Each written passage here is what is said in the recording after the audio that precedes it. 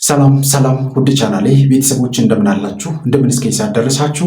እግዚአብሔር አምላካችን ከሁላችን ጋር ይሁን። ውድ ቤተሰቦቼ ዛሬም በሌላ ርዕሰ ጉዳይ በሌላ ቪዲዮ ቀርብ ያለው እስከ ፕሮግራሙ ፍጻሜ ድረስ አብራችሁን ቆዩ። ለዚህ ቤት ለዚህ ቻናል አዲስ የሆናችሁ ቻናሉ ሰብስክራይብ አድርጉ። ቪዲዮውን ስትጀምሩ ላይክ እና ሼር እያደረጋችሁ ጀምሩ። በቀጥታ ወደ ዛሬው ቪዲዮቻችን ትምህርቶቻችን እንሄዳለን። ምንድነው? ጠቋር፣ አይነ ጥላ፣ መተት፣ ዛር በቃኝ። ጠቋር ከየት ነው መጣ? ከእናት ከአባት? ከእናት። ዛር ቡዳ ከእናት ታስሬያለሁ። እሷም ማስራኛለች። ቅዱስ ሩፋኤል ራስነች አስተማርካት። ልጅቱ ከየት ነው የመጣችው? ከፈረንሳይ ሀገር። ፈረንሳይ ነው የመጣችው? ስንት ዓመት ነው አብረሃት የኖርከው? ከተወለደች ጀምሮ ቀንቼ ስሟ ሁላ ነው የሚያስጠላኝ። ማነው ስሟ? ማነው? የእሷ ስም ሰላማዊት፣ ክርስትና ስሟ አስካለ ማርያም። አያስጠላም? ያስጠላል በጣም። አስካለ ማርያም መባሏ ሁለቱም እንጂ። አብረን የተወለድከው ከተወለደች ነው ያለው? ገና አንድ ቀን ስትጸነስ ጀምሮ ዘሯን እኮ ነው ያዳነችው። ምን ይታማል? ትንሽ አታሳለኝም? ለኔ ዘር እኮ ነው ያዳነችው። ዘር ማዝ ብቻዋን ታግላ አሸነፈችኝ። ዘመዶቿ እናት፣ እህት፣ ወንድም ያሾፉባታል። የት አሉ እነሱ? እናቷ እህቶቿ። ጠቁዬ የሚሰራው ስራ እንደዚህ ነው። ማዘግየት ነው ስራው። መንፈሳዊዎች ያዘገዩአችኋል። ቦታው ላይ ቁጭ ብለው ከመዳን ያዘገዩአችኋል። ሲሳደቡ ያዘገዩአችኋል። ክፉ ሲናገሩ ያዘገዩአችኋል። ፈጥረው ሲያወሩ ያዘገዩአችኋል። አጋንንት ያዘገያችኋል። እንዲህ እያለ ትውልዳችሁን ለሰይጣን ትሰጣላችሁ። ይኸውልህ ጠቋርም እያለ እንኳ በአሕዛብ ምድር አይነ ጥላውም እያለብህ ከጸለይክ ከሰገድክ ከእነሱ ጋር ነው ያምልኮ ይቀጠቅጣሉ። እነሱ በግዕዝ ይጸልያሉ። ናኩ ተከል ዚዮንስ ባከ ይሉሃል። ከፈለክ አማርኛ አይችልም፣ ግዕዙን ይሉታል። ግዕዝ ይችላል። ታዲያ እስቲ ያስብላል። እኔ ስማ ጠቋር ነኝ የማለቅሰው። ጠቋር አብረህ ተወልደሃል። ይሄንን ሊገለው ፈልግ ነበር እየጸለየ እዚህ ጋር ሆኖ ስግደት ማለት የቱን ልትገለው? ይሄን አልተወለድኩም። አብሬው ከተወለደ በኋላ ገብቻ። ምክንያቱም እየጸለየች ነው የወለደችው። ይሄኛው እየጸለየች ወለደች። እሷን ልቧን ሰውሬ ትምህርቷን ለ100 ሰው ክፍልፍል ዲፕሎማት ሆነዋል፣ አምባሳደር ሆነዋል። በሷ እውቀት ጓደኞቿ ትምህርት ቤት የሃይማኖት ትምህርት ይማራል። ትንሹ የእምነት አስተማሪዋን የሚያረማት እሷ ነች። እማዬ አትራገሚ፣ እማዬ ረግመሽ አሳድርገሽው ይኸው ዜሮ እንኳን ቁጥር እኮ ነው። አፈር እኮ ይለመልማል፣ አትክልት ያለመልማል። ዜሮ በውጭው ዓለም ሆነው እየጸለዩ እየሰገዱ አሸንፈውት የውጭውንም ዓለም አሸንፈው የራሳቸውንም አሸንፈው ልጆችን በአምልኮት መውለድ ቀላል አይደለም። ይሄ እኮ ሌላ ዓለም ነው። ሌላ ዓለም እኮ ነው። መጽሐፍ ቅዱስ አጋንንትን አውጡ ለሚለው ትእዛዝ ስልጣን ሰጣቸው ነው ያለው እንጂ አጋንንትን አስገቡ የሚል ስልጣን አልሰጣቸውም። የኛ ተገላቢጦሽ ሆኖ አጋንንትን አስገቡ የሚለው ላይ ዝም እንላለን፣ አጋንንትን አውጡ የሚለው ላይ እናኮርፋለን። አቤት ድንቁርና! አቤት ድንቁርና! አቤት ድንቁርና! ክርስቶስ የመጣበትን መንገድና ዓላማ በጣም ስተን በክፋትና በተንኮል በትዕቢትና በምቀኝነት ላይ ወተን እየፈረጥን ያለ ነው እና እንደዚህም እያለ የመንፈስም እያለ ዓለምን ማሸነፍ ይቻላል። ተምጸልየው 24 ሰዓት ስራ ላልሰራ አልከኝ አይደል? አንተ ጠቋር ከየት ነው የመጣው? ከእናት ከአባት? ከአባትም አለው ከእናት። ለምን እንደሆነ ታውቃለህ? አባቷ ይጠጣ ነበረ። ልክ እሷ ስትወለድ ሰላም ሲሆን ሰላማዊት አላት። ሰላም ስትሆን ስሟን ሰላማዊት አላት። ሰላማዊት አላት። አይኑ ታውቃለህ? ሰው አይኔ ማለት ታውቃለህ አይደል? አይኔ ነበር የሚላት። ጠይቅ። ቤተሰብ ሁሉ በእሷ ነው የቆመው። ሌላ ዓለም እንዳለ ለምን መገንዘብ አቃታችሁ ነው? ዓለም ስላላጨበጨበ ነው። ይሄ የሚያጨበጭበው ዓለምማ እዛ አብሮ ዶክተር ሆኗል። ሰይጣኑም ዶክተር ሆኗል፣ ፕሮፌሰር ሆኗል፣ አጋንንቱም ፕሮፌሰር ሆኗል። ይሄ እንዲህ አይነት ክፉ ስም እንዲጠራ አይፈልግም። በጓሮ በር ወደ መቃብር እስኪሄድ ድረስ ራሱን ትልቅ አድርጎ አገር የሚያሳንስ ትውልድን የሚያጠፋ ባህሪያቶችን ከእውቀታችን ጋር የሸመትን ስለሆነ እንዲህ አይነት እንትን አይገባንም። እየቀጠቀጥሽ ሰላምሽን አግኝተሻል። ከማንም በላይ በዘመን እናት የሚወደኝ የለም አባቴ። ማንም ትራገማለች እሷ ብዙ ጊዜ ሀገር እግዚአብሔር ይናፍቀኛል፣ የጣኑ ሽታ ይናፍቀኛል። ስመጣ ደግሞ አይጸልዩም፣ ይጠሉኛል። ውስጣቸው እነሱ አይደሉም፣ ያስረዳቸዋለሁ፣ አይሰሙም። ኧረ ወይኔ መስማት አባቴ። እነሱ እንኳን እነሱ ቤተክርስቲያን ያለው አይሰማም። አውቃለሁ አባቴ፣ ሁሉ የሚናገሩት እኮ ነው። ሄድኩኝ እህቴ ቤትና ማታ አረማዬ ዛሬ አልጸለይኩም። ቢያንስ እኔ ቦታ ባይመቼ ልጆቼ እንኳን ከእህቶቼ ልጆች ከጸልዩ ብዬ ቁጭ ብለናል። እና ልጆቼ ናቸው የሚያስተምሩት። ተደርድረው ሶስት ሆነው እየጸለዩ ተነሳ መገልፈጥ ጀመረ። እሷ ላይ ያለው መንፈስ ጸሎት ስግደት እየሰገዱ እነሱ ስለመብርሃን መዝሙር 22 መዝሙር 90 በቃላቸው ያውቃሉ። በቃ ተማርኩ፣ ጠገብኩ አምላኬን። እኔ 8 ዓመቴ ነው፣ 42 ዓመት ሊሆነኝ ነው፣ ግን እኔ 8 ዓመቴ ነው እያልኩ ነው ለሰው የማወራው። አይዞሽ በርቺ። አዎ ጸሎት ከጀመረ 8 ዓመቷ ነው። ከእድሜዋ የተሻለችው ያቺ 8 ዓመቷ ነች። ከውጭ ሀገር መጥተው ተደብቀው አልጋ ይዘው ድነው ይሄዳሉ ቤተሰቦቻቸውን ሳይጠይቁ። ለምን? እነዚህ የሚያወሩት እዚህ ያሉት የሚያወሩት እንደ ዘመኑ ነው የሚያወሩት። እንግዲህ ውድ ቤተሰቦቼ ያጋንንቱ የመናፍስቱ አሰራር ምን ያህል ከባድ እንደሆነ ተመልከቱ። ውድ ቤተሰቦቼ እንዴት በዘር ሐረግ ውስጥ ተሳስሮ አብሮ ከማህፀን ጀምሮ ተወልዶ እንዴት እንደሚስፋፋ በጣም የሚገርም ነው። በዛ ላይ ደግሞ እናንተ ስትጸልዩ ስትሰግዱ የማይረዳችሁ ወይም ደግሞ የእናንተን ሀሳብ የማይቀበል ቤተሰብ በዙሪያችሁ ሲኖር ደግሞ ነገሩን ያብሰዋል ማለት ነው፣ ያከረዋል። እንግዲህ አሁን በቪዲዮ እንደተመለከትነው እህታችን ምን ያህል ቻለንጅ አሳልፋ እግዚአብሔር ግን በዕለተ ቀኑ መንፈሱ እንዲያዝና መንፈሱ እንዲጋለጥ አድርገዋል ማለት ነውና ብዙ መከራዎችን ታርፋላችሁ። በዚህ በአምልኮተ እግዚአብሔር ነው፣ በዚህ በመናፍስት ውጊያ መንገድ ውስጥ ያላችሁ ወንድሞች እህቶቻችን በርቱ። ማንም ቢገፋችሁ የትኛውም ሰው በዙሪያችሁ ድምፅ አለው ከእናንተ ጋር ባይተባበር ባያግዛችሁ ባላችሁበት መንገድ ብቻ ጸንታችሁ ቆዩ። እግዚአብሔር በመጨረሻው ላይ ስራውን ይሰራል ማለት ነውና ልንበረታ ብቻ ነው የሚገባው። ከእግዚአብሔር ጋር ልንያያዝ። ማንም ሰው አይተባበር፣ ማንም ሰው ያግዛችሁ። እግዚአብሔር መንፈስ ቅዱስ ራሱ ስራውን ይሰራል። ግን እኛ በያዝነው መንገድ ብቻ ጸንተን እንቀጥል። የመጠጥም የቁማርም የጫትም የትኛውም አይነት ሱስ ውስጥ የገቡ ባሎች ያሏችሁ ሚስቶች ይህን ትምህርት እያዳመጣችሁ ካላችሁ በስማቸው ጸልዩላቸው። በትህትና ቀስ ብላችሁ በዘዴ ምንም ጩኸት ሳያስፈልግ መነጫነጭ ሳያስፈልግ እንቁረብም አይደለም። ኧረ ተው አንተ ሰው ይሄ ነገር ምናምን ብላችሁም አይደለም። ቀስ ብላችሁ እየጸለያችሁለት ጸበል ሊጠጣ እየሰጣችሁት ጸበል መሆኑን ነግራችሁትም አልነገራችሁትም የእናንተ የባላችሁን ባህሪ የምታውቁት እናንተ ናችሁ።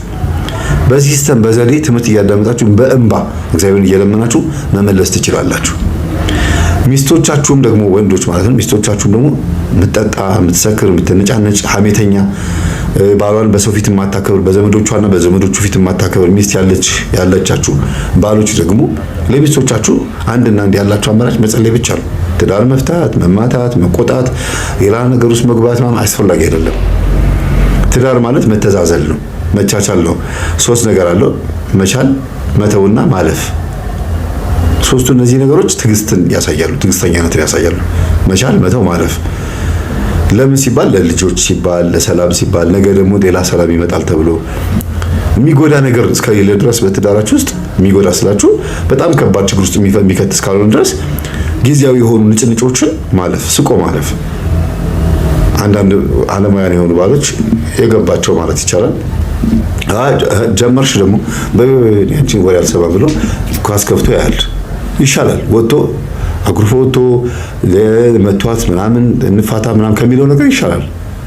ግን አንድ ዓለማዊ ነው ብላችሁ እንደ መንፈሳዊ ስትመጡ ደግሞ ገባ ብሎ መጸለዩ መውጣት ነይ ሲጸልይ ብሎ ወንድነቱን ተጠቅሞ በግድ እንድትገባ አድርጎ ታግሎ ፍቅር እየሰጠ እንደዚህ ሆነ እኮ እንደዚህ ነው፣ ይሄ እኮ እንደዚህ አለ፣ ከቤተሰባችን ወደን አይደለም፣ ልጆቻችን እንደዚህ ማድረግ አለባቸው፣ እንኳን እኛ ልጆቻችን ራሱ መትረፍ አለባቸው ምናምን እያለ እየነገርካት ነው መሆን ያለበት።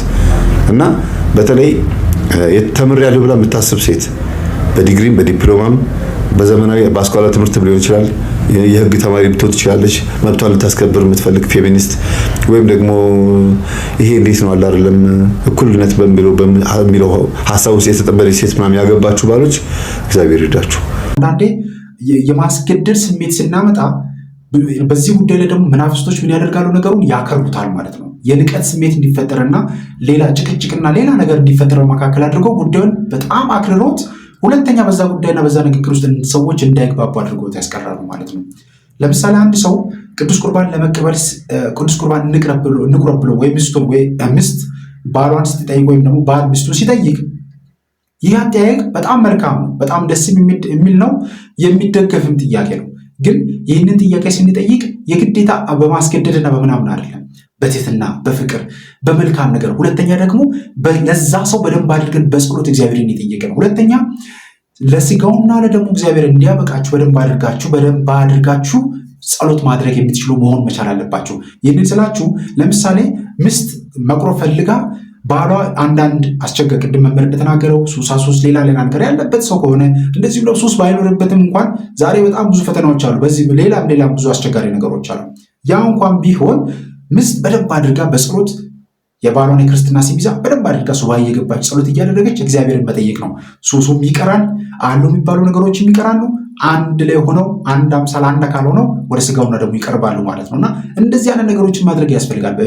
በጋብቻ ውስጥ በትዳር ቤት ውስጥ ያሉ ነገሮችን እያስተካከሉ አንዳንድ ቦታ እያስያዙ ጉዟቸውን ይቀጥላሉ ማለት ነውና እግዚአብሔር አምላካችን ሁላችንን የሚያግዘን። ስለዚህ ልንበረታ ይገባል። በቤት ውስጥ በኑሯችን በቤታችን ውስጥ ያሉ ነገሮችን በደንብ አድርገን መመልከት ከሁላችንም ይጠበቃል ማለት ነው።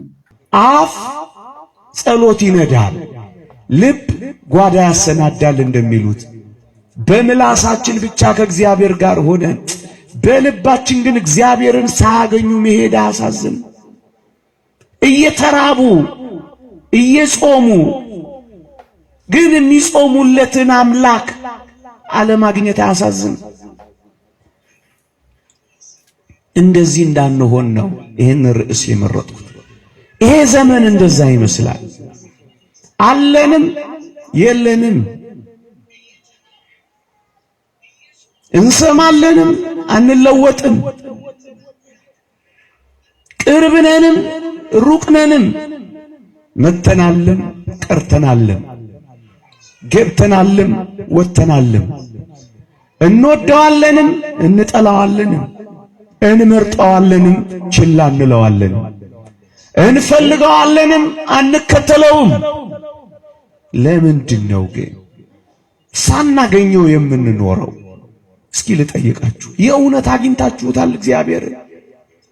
እግዚአብሔር አጠገባችሁ እንዳለ ይሰማችኋል?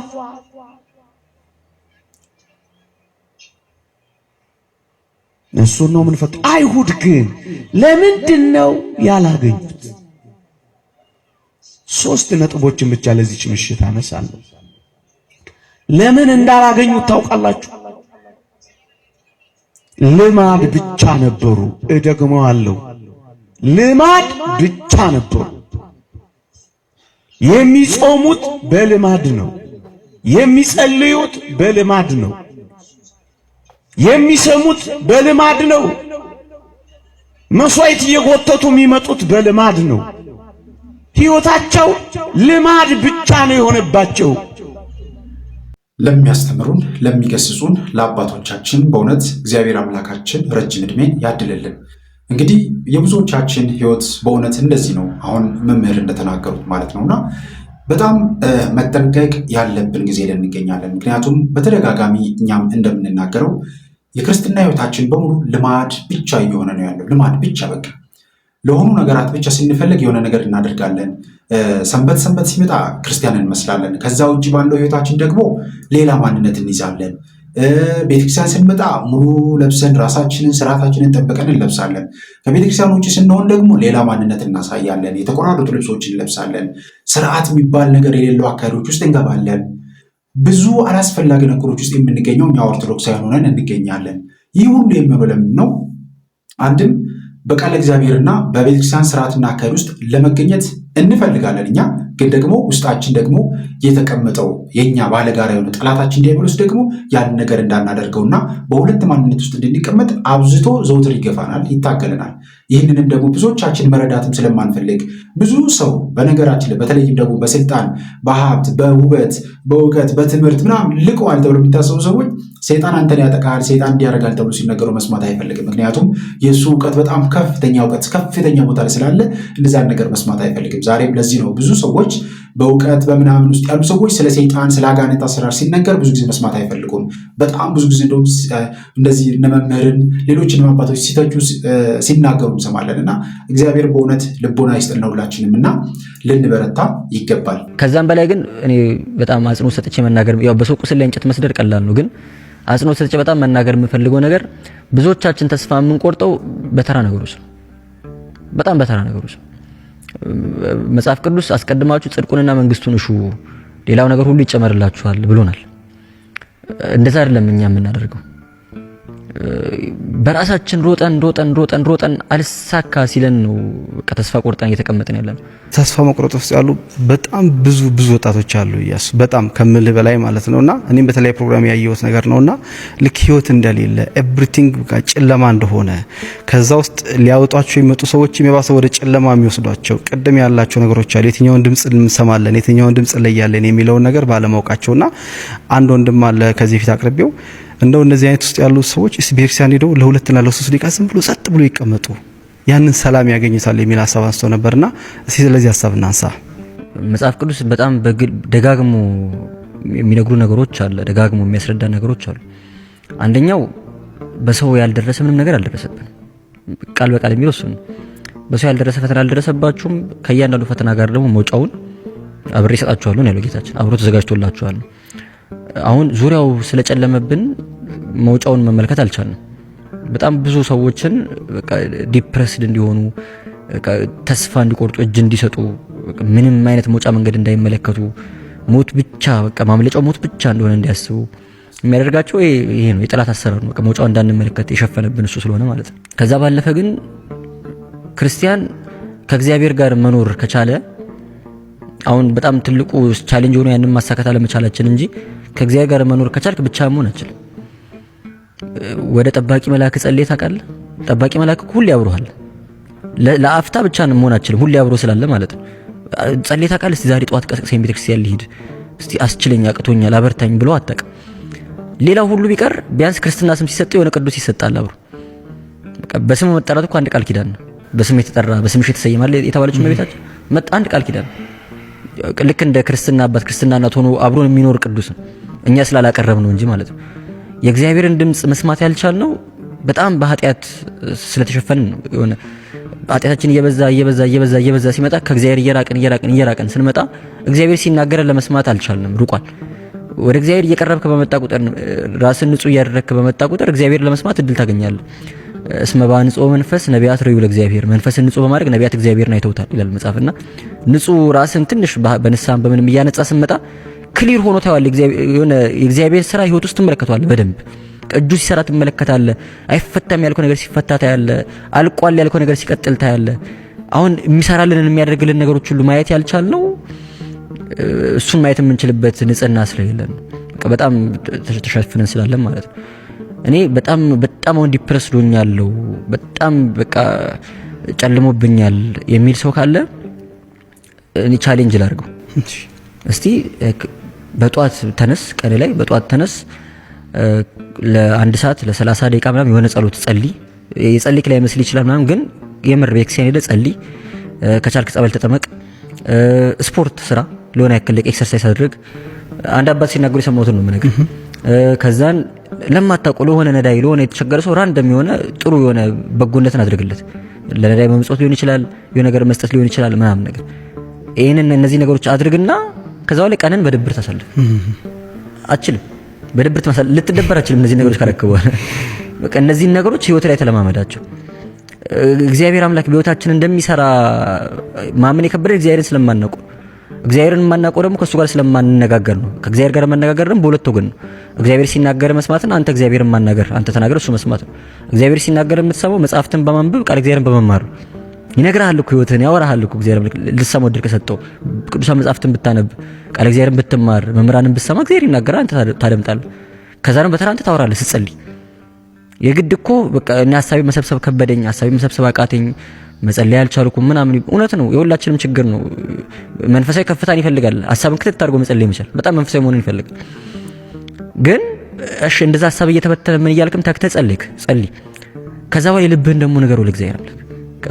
ለሰው እንደምታወራ ለእግዚአብሔር ማውራት እኮ ያስፈልጋል። ልክ አባትህ እንደምታናገር አድርገህ እግዚአብሔርን ማናገር እኮ ያስፈልጋል። እንዲሆኝ እንዲጎሎብኝ እንዲያጥቼ ምናምን ብለን እንንገረው፣ ችግር የለውም። እሱ መስማት አይሰለችው። ያው ስናጣ ሁሌ እግዚአብሔር ጋር መሄድ ጥሩ፣ ስናጣ ብቻ መሄድ ችግር ነው።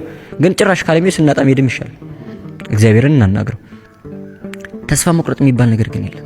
በእግዚአብሔር ላይ ተስፋ መቁረጥ ማለት እኮ በቃ ሞት ነው ያልከው እውነት ነው። ከዛ በኋላ ወዴት ትሄዳለህ? እኔ አልችልም ብሎ ማሰብ እውነት ነው። በቃ ላንችል እንችላለን። በቃ እኔ ያቅቶኛል፣ ከኔ አቅም በላይ ነው፣ በምንም መልኩ ላስተካክለው አልችልም ማለት ጥሩ ነው። እግዚአብሔር አይችልም ማለት ግን እኮ ጥርጥር በጣም እግዚአብሔር አያደርጉም እንዴት ትላለህ? እኮ በነገር ላይ ሁላችንም ውስጥ ያለ ችግር ነው። ጥርጥር ስላለብን እኮ ነው የእምነት ጉድለት እስከ ጥግ ነው ያለብን ሁላችንም ማለት ነው። በመሰረቱ የእምነት ጉድለት ስላለብንም ኃጢአት የምንሰራው እግዚአብሔር እያየኝ ነው ብዬ አምናለሁ ብለን እንናገራለን እንጂ ከልባችን አናምን። አንድ ሌባ ፖሊስ እንደዚህ እያየው አይሰርቅም። ፖሊሱ ዞር እስኪለት ይጠብቃል። ምክንያቱም እያየው ከሆነ እንደሚቀጣው ያምናል ማለት ነው፣ ያውቃል። እግዚአብሔር እያየኝ ነው ብለህ እያመንክ እግዚአብሔር ፊት ኃጢአት ሰራ ገብቷል። እግዚአብሔር እያየኝ ነው ብለህ መጋረጃ ጋርደህ መብራት አጥፍተህ በር ዘግተህ ኃጢአት ሰራ ስለምትጠራጠር ነው። የዛ ቅዱስ አባት እኮ እስቲ ቤት ዝሙት ስትሰራ መጋረጃውን የእግዚአብሔር ላይ ሸፍኝበት ያለው ያቺ ጥርጥር ስላለች ነው። በቃ ከልባችን ስለማናምን የእምነት ጉድለት ስላለ እግዚአብሔር እያየኝ ነው ብለን ስለማናምን ቢያየኝም ደግሞ አይፈርድብኝም ብለን ወይ ስለተጠራጠርን ማለት ነው። እንደዛ ነው። የእምነት ጉድለት ነው ብዙዎቻችን ጋር ያለው። ኩፍኝ የምትባል በሽታ አለች አሉ። ቅርብ ጊዜ ወደ ቤታችን መጣ ነበር። በጸበል አባረርናት እንጂ ልጆቼ ላይ መጥቶብኝ ነበርና በጣም ብዙ ነገር የሰማሁት ከየቤቱ። አንዳንዱ ቡና አፍሉላትና ትሄዳለች አሉ። አንዳንዱ ደግሞ ፀሐይ አትወድም፣ ቤት ውስጥ ተቀመጡ፣ በር ዘግታችሁ ፈንዲሽ አድርጋችሁ ከረሜላ ገዝታችሁ እንደዚህ አድርጋችሁ አንድ ጊዜ ኩፍኝ ከመጣች አንድ ደጋሚ አትመለስም፣ በዚህ ትሄዳለች፣ ሸኟት ብለው በሴት ጾታ ስም ጠርተዋታል። እቺ ኩፍኝ ማናት? ቆይ እስቲ ከዚህ በፊትም አስተምሬያታለሁ ማንች ብዬ ለመስማት ሞከርኩ። ሰዎቹን መስማት ስላችሁ ስለማለቅ አይደለም፣ ስንት አይነት ንግግር እንዳለ ለማወቅና ይገርማችኋል። ብዙ አይነት ነገር ነው የሚናገሩት። እና ምን ያደርጋሉ እናቶች? ቡና ያፈሉና ከረሜላ ነገር አዘጋጅተው፣ እንግዲህ ልጅ ላይ ነው ኩፍኝ የሚመጣው። አንድ ጊዜ ቡና ተፈልቶላት ከረሜላው ተበትኖ ፈንዲሻው ተበትኖ ቤቱ ጭስ ተደርጎ ካስተናገድናት በኋላ በሰላም ሂጂ እንላታለን። ከዛ በሰላም ትሄዳለች፣ አትመለስም። አንድ ጊዜ በኩፍኝ የተመታ ልጅ ደግሞ ድጋሚ ኩፍኝ አይመታውም ይላሉ። በገጠሩ ክልል ላይ ደግሞ ምን ያደርጋሉ? ንፍሮ ምናምን ይቀቀልና አብሮ ከቡናው ጋር ንፍሮውን ይዘው ሄደው ወደ ሆነ ተራራ ይዘው ይወጡና ድፍት አድርጋችሁት ትፍ ብላችሁ ፊታችሁን ወደዛ ሳታዞሩ በቃ ሸኛችኋት ማለት ነው። በንፍሮ ተሸኘች። ማተቡ መስቀሉ ምኑ የለም። በንፍሮ ተሸኝታ ፊታችሁ እንዳታዞሩ ወደ ቤት ሂዱ።